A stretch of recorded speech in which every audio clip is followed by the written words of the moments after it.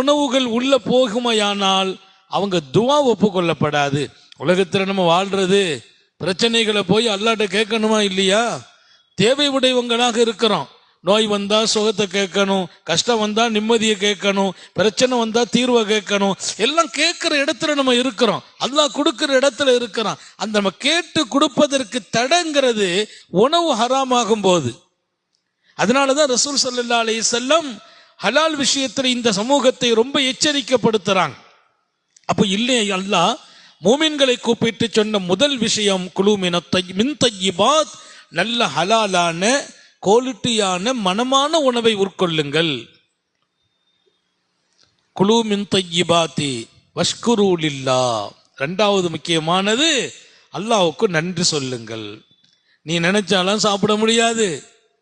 ஒரு ஹலாலான உணவு கிடைக்கணும்னா அது காரணம் அல்லாஹ் தான்.